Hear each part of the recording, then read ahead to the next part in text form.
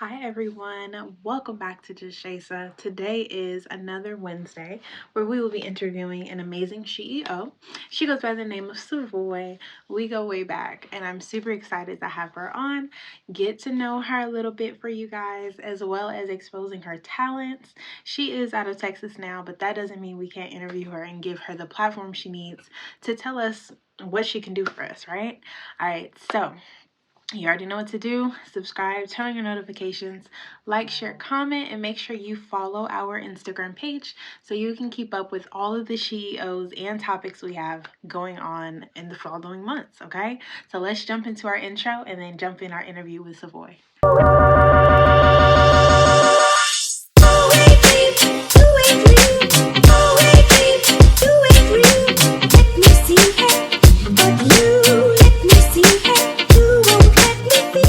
Guys, I already told you we were doing an interview today with amazing Savoy. I'm so excited, y'all. We go way back.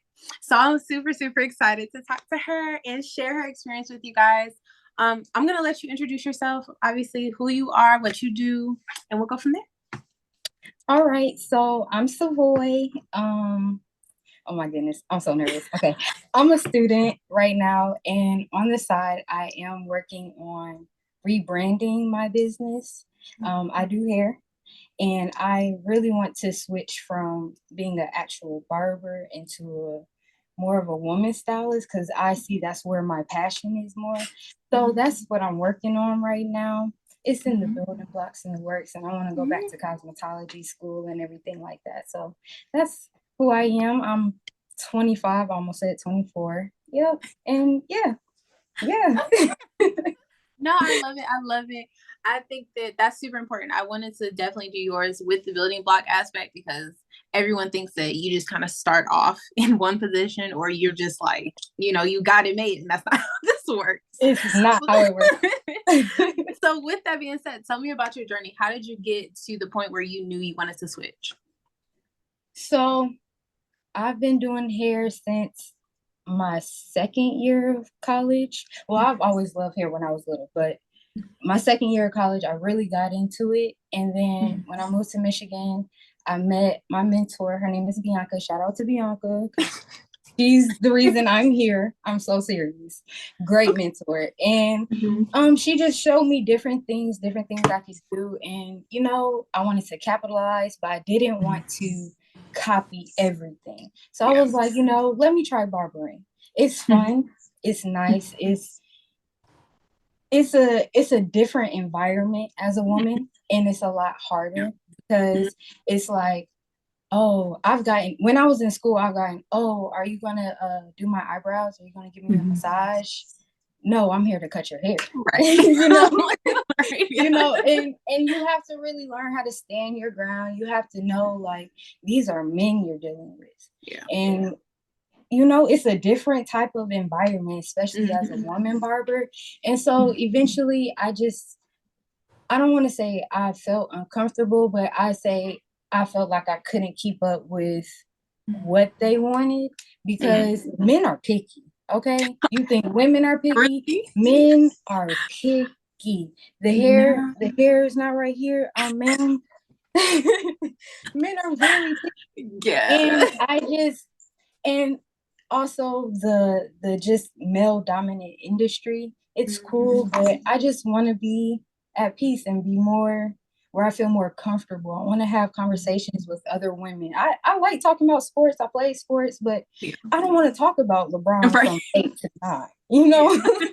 Like it just wasn't my passion. And I just like doing hair. I like doing my own hair. I like doing other people's hair. So I'm like, maybe I should pivot back into the women's side of it. I can still do what I love. I can still have male clients if they want me to cut their hair. I just need to focus more on that. And that is kind of what drove me to be. Yeah. I was like, okay. No, I definitely get you. That's funny. I didn't think men were more picky than women. Like, I know, like, their hairline has to be an issue. Like, in most conversations. A man will come in there every week for a lineup. Or that's why the hairline ain't right. Monday, he'll come Sunday and say, "Hey, I have a date. Can you fix this?" Like, men are I'm talking about hygiene. When it's time to go get a haircut, they are feeling themselves. They are picky. That is crazy. You would never expect you that. would never know. You would never. That's why they never switch their barber. Once they find a good one, it's like that is true. That's true. That's true. Dang. Okay, I didn't even think about that. Okay, so your mentor, what were some things that she may have taught you that you were kind of like, I'm gonna leave that there, or that were a misconception when you got into it? I think for me, my mentor, she was very well established when I started with her. So in my head, I'm like, dang, I can make all this money. I can do this, I can do that, I can running it up. I need to do it too. I want to be just like her. Like, I want to be just like her. And then when I just started getting behind the scenes myself, it's like, oh, she worked for this. Yeah. It's hard getting clients. It's hard promoting yourself, especially when you're a shy person. I'm a very shy person. But it's hard doing that. It's hard setting your policies and making sure your policies are enforced and this is what you want to do. So, all this hairstylist talk, I give some of them some grace, but it's hard. It is very hard. It's hard being an entrepreneur. You're not going to, like with the 9 to 5, you're not going to get that PTO time because you took a day off. If you're sick, you lose money. And it's hard. And so you have to be consistent in what you do. You have to communicate effectively. And she showed me that's the building blocks of really having a stable business. But you can't just jump in there and say, oh, I'm gonna make all of this money. I'm gonna be rude to y'all. I'm gonna still do what I want to do. I'm gonna go take 10 vacations, and because that is not an entrepreneur lifestyle. No. You are putting in 60, 80, 90 hours a week just to make sure you are putting a roof over your head and food in the refrigerator. So I have respect for everybody who tries, because it's not easy. It's hard and it's a lot of work, a lot of schooling. If you watch videos on YouTube, or if you go to actual school to even learn how to do what you do, it's hard. Yeah, it is. Yeah, it is. And it's funny because I've had a good bit of entrepreneurs on here, and they all say the same thing. Like, just let it go. Yeah, like, you're not gonna make money. It's cool. The first 3 years, you're gonna struggle. You're going to struggle. It's going to be hard. Now, don't get me wrong. There's those special cases where you just pop off and But when you really get into the entrepreneur game, you have to work. You are a workhorse, and you can't let nobody pivot you off of what you have to focus. You can't let nobody distract you, anything. So if that ain't the truth, girl, tell me about it. What would you say continues to motivate you as you get through those hard points? I mean, I have a saying, nobody's coming. And shit, that's sad. Nobody's coming. And I learned that real early. Like, my mom instilled that real early in me. So nobody's coming. And if I don't do it, it's not going to get done. It's not going to happen. If I don't do it, I can't say, hey, can I get $2,000 for my rent? No, you need to go to work. You need to do what you need to do. You need to put yourself in a position to be stable and get it done. That's what motivates me, because I know nobody. This is my life. You know what I'm saying? This is my life. Write that down, girl. I'm gonna write that down. Because our parents get older, they can't do as much. You have a spouse and you can have people around you, but it's important to have a village. But at the end of the day, they still have their own lives. So if you fall, everybody can't catch you. Everybody cannot catch you. So you have to really depend on yourself. So nobody's coming. That's what I do every day. Yeah, that's real though. That is so real. Coming. Girl, I think about like my siblings, my sister's 19 next week. She about to be 19. And the things that, like, I love my sister. I know you probably watching this. But just know, like, thinking about the different things that she goes through and her privilege in being stable I'd be like, damn, I wish. I wish. Girl, I wish I had like 2 more years to be okay and not have to worry about my child. And then as an older sibling, you're the test dummy. Correct. So everything, your mom made a mistake with you, your sister correction. So as an older sister, you're just like, okay, I'm doing this, I'm doing my head is scrambling, I'm trying to figure it out myself. So I relate to that. I have a little sister, she living a life. Girl, what? I'm like, I know you're not living in an apartment. I had to wait. What? On twin beds in the dorm. Right. I'm like, that's wild. But it's cool. I'm happy you got it. Right. Good for you. I'm glad she learned from you. Right. Yeah. Girl, I'll be like, man, I'm happy for my trauma, but I'm not happy with my trauma. Like, that's wild. Like, just be real about it. Oh my goodness. Okay, so speaking of young women in the world, what do you think about the transition? Like, for us, we've seen women in the public view kind of change over these past couple of years. What is your perspective on it? You can be honest, be as real as you want. I feel like, me personally, I feel like women set the tone of how men's going to treat us. And there's men, they're going to do what they want. Men are men. And I say men are men very loosely because there are good men. You know, there are good men. They want a wife, a house, a home, kids, all of that. But when you already devalue yourself before somebody can even get to know you, it makes it hard. And then everybody is like, oh, asking me what I bring to the table and this, that. I've never had that question. Right. You know what I'm saying? I feel like when you hold yourself to a certain standard and a certain value, people approach you differently. Yeah. Now do what you want because you're grown. You know what I'm saying?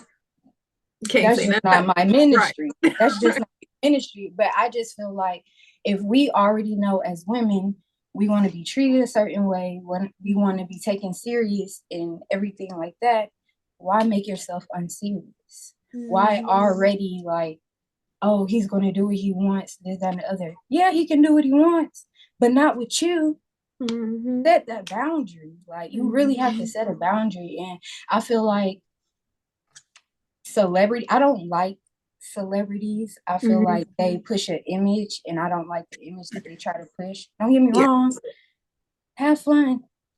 City girls up, sexy red, do, right? But I feel like you shouldn't be following them. You shouldn't, oh, she said this, so this is what I'm going to do, and this is what I'm going to follow. It's like, no.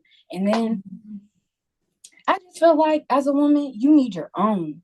Like, you need your own. There's nothing wrong with a man taking care of you. Everybody wants somebody to take care of them. Shoot, I do. You want to pay all my bills? Okay. But best believe I'm going to have everything too. If it comes a time where you can't pay something, I got it. So I feel like you have to do that with certain men. And certain men are good for it. You can go 50-50.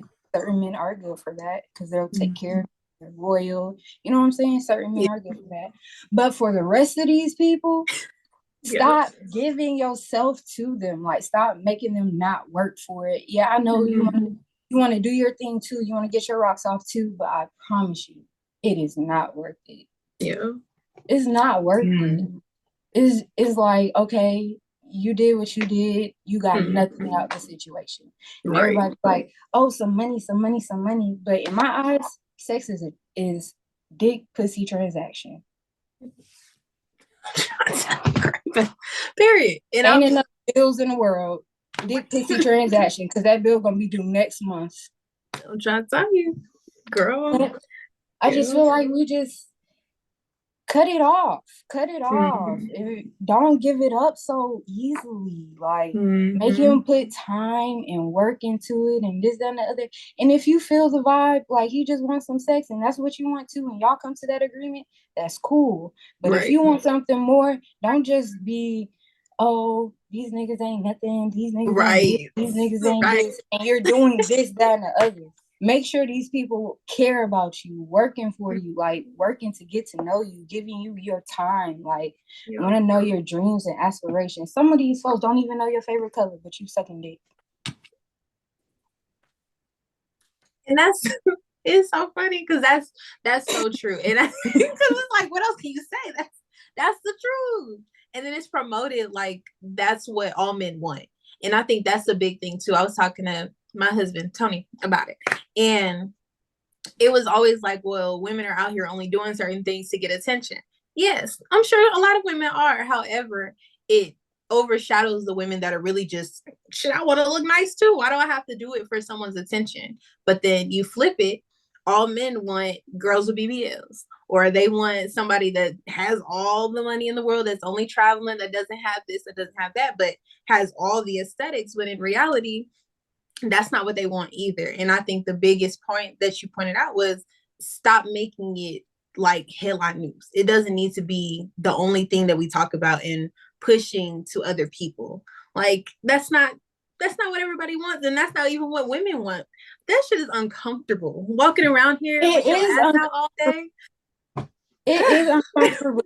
And I'm all for people, you know, you young, you turn, do what you want because you only live once. But I feel like it doesn't have to be you only live once and you let everybody in. Like, it's okay to be bougie. Right.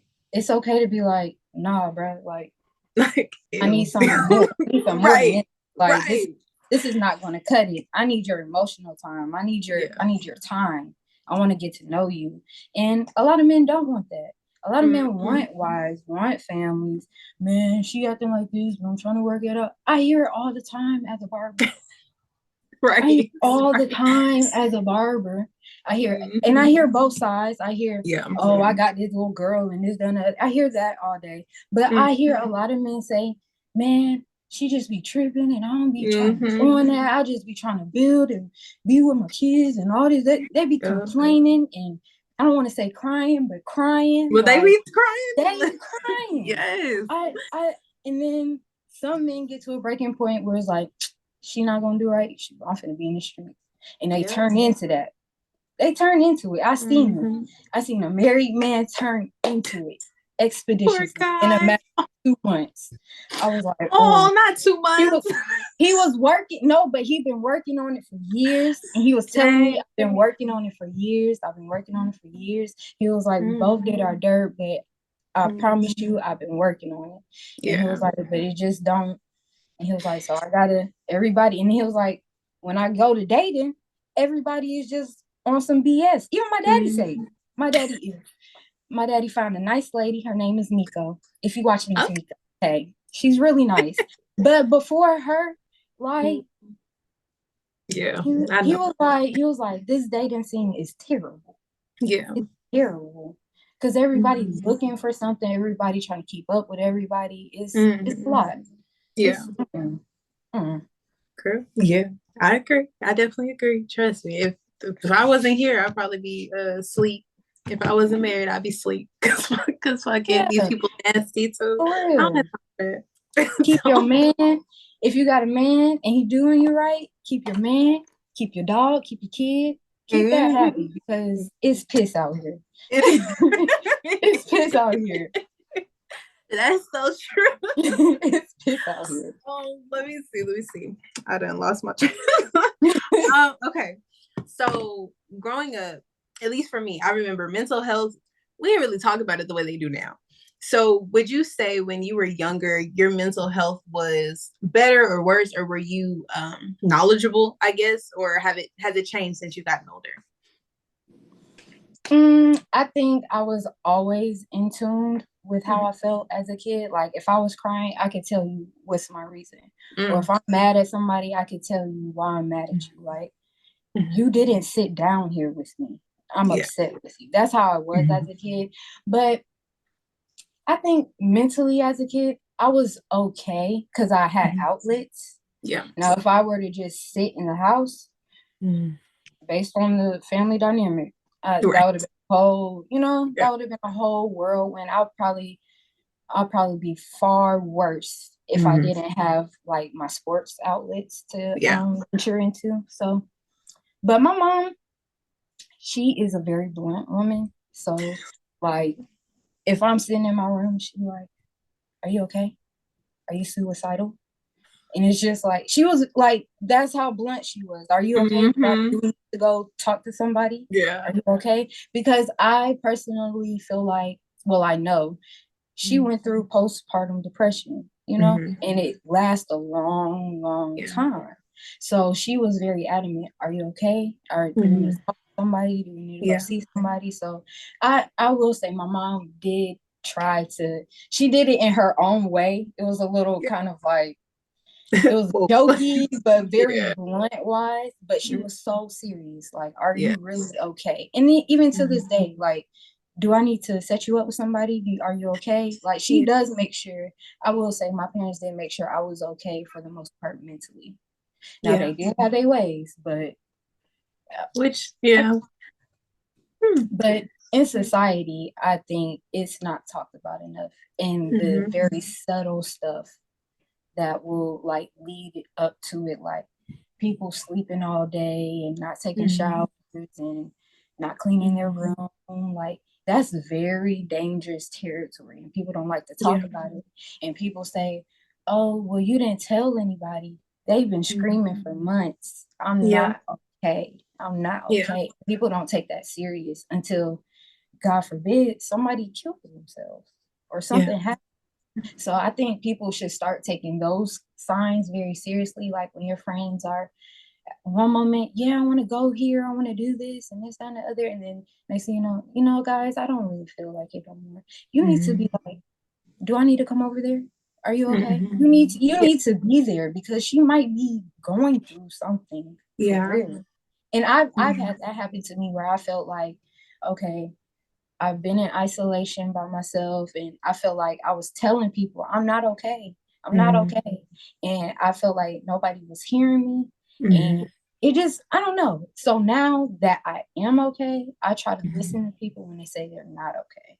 Because I know how it felt to feel like alone and nobody's there. And I can't talk to my friends, or my friends at the time who I felt like were my friends. You know what I'm saying? So it's just like, I don't know, you put yourself in isolation, you put yourself in a room, you don't want to talk to family, you don't want to hang out with family. And I have a very big and close family. And it was a time where I did not want to be around them, because I did not feel like I was okay. And everybody thought I was okay, because if I come out, I'm smiling and happy and all this extra stuff. But deep down inside, I'm not okay. And I think people need to take that very seriously more, honestly. I really do. I definitely agree. I think that especially in the Black community, we have a hard time with paying attention for too long, especially if we see the signs. Because you already know, as a parent, there's no way you don't see it. Even if you're not as close with your kid as you may want to be, because it's just out of the norm. But I think with Black parents, they have a hard time addressing it, because either they didn't get that attention growing up, or they just don't know what to do past, "Are you okay?" And I definitely see it with my siblings. Like, my siblings have various things that they have going on all the time. And I see it even with myself. Like, I don't know how to deal with this, so I'm gonna just go disappear and I'll be fine later. I can't do that anymore. Because I'm like, if my child screams too long, I'm breaking down. Not because obviously he's too much, but I've pent up so much over the week. And here it is, he just tired, and I'm just like in the corner in the fetal position, because I'm like losing it. But it's like real. And I think that that's just something that even my mom has pointed out, wanting to learn how to address and deal with and figure out how to be better for my siblings, because like she pointed out, she didn't know and her mom didn't know. So it's definitely, it's interesting to talk to a lot of parents too on here and just get their perspectives. Like, last week I talked to a mom, and she was saying the same thing, that her kids are struggling with identity, and her kid is 10. I'm like, At 10, that's crazy to think that they have so much going on. I don't remember what I was doing at 10, but I know I wasn't thinking about my identity. No, but these kids are exposed to so much more than what we were exposed to. If you really think about it, we were really the start of the whole internet, social media. We saw the transition from papers to computers in the classroom. Yeah, we did. We were the first iPhone. Like, so these kids are our kids will be exposed way more to a lot of stuff. TikTok and all of that exposes way more stuff, so they feel confused when they see certain things, and they're just like, what the heck is going on? Is this how I'm supposed to act? Is this how I'm supposed to be? It's very influential. It's very influential. Yeah, and it's definitely crazy. Like, I know, talking to my siblings again and thinking about ways that they kind of cope, it's interesting because it's completely different. Like you pointed out, like what I would do to cope and what they do to cope is completely different, and a lot of it involves still engaging in that behavior or those activities that cause them to get to that point. And I think that that's something too that's really interesting. Like, I was forced to go outside. You couldn't be. What you sitting there for? Why are you in grown folks' business? Take your ass outside. They don't have that. My brother's in the house 24/7 playing that damn game, and I think stuff like that is interesting. So that leads to my question: how do you cope? What are things that you do? Lately, I've been starting to learn how to do my own nails. That's been my coping. I work out. I try to work out. And then honestly, I sit and talk to my boyfriend and play with my dog. I know that's right. Because it's a safe space. It's always been a safe space. He will just listen. And if I ask for his perspective, he'll give it. I just keep my space sacred and peaceful. I try to do activities to keep my mind going. So I don't want to drink and do all of that stuff and have a whole bunch of vices I can't get rid of because I just can't take the world. So I just try to make sure my space is peaceful. I try to make sure it's safe and loving and stable. So when I go out into the world and come back in, I'm like, I can breathe because this world is crazy. And I live in Texas. Yeah. If you're thinking about moving to Texas, these people are crazy. No. I know. I've been. But no, my dad's moving there soon too, so we'll be in the area. But girl, please, hell no. Crazy. But yes, girl. Those are my thoughts. Those are things I definitely wanted to ask you about. Do you have any social media that you want to share with people when you definitely take off on your more woman side? I can come get my hair done. Yes. I really only have one social media. Okay. It is Savoy TV _. I think it's an underscore after the TV. Yes, Savoy TV. You can follow me. I feel like I'm really fun me. Ooh, ooh, ooh. I'm sorry. That's not me, girl. I'm laughing too. No, for real. I really try to post funny stuff a lot just to keep people's spirits up. And when I rebrand, I'm just gonna take off. So period. I'm here for it. I got you for sure. I'm gonna add it to the description box, as well as it'll be on our website. I have a little section specifically for you, so I'll put all that information on there. But yes, girl, that was it. I definitely appreciate you doing this interview. Obviously, if you need anything, if you want to tell me when you are ready to rebrand, let me know, because I would love to do another video. That would be dope. Absolutely. I thank you for having me. I really appreciate you. Yes, of course. Good. I'm so happy you like it.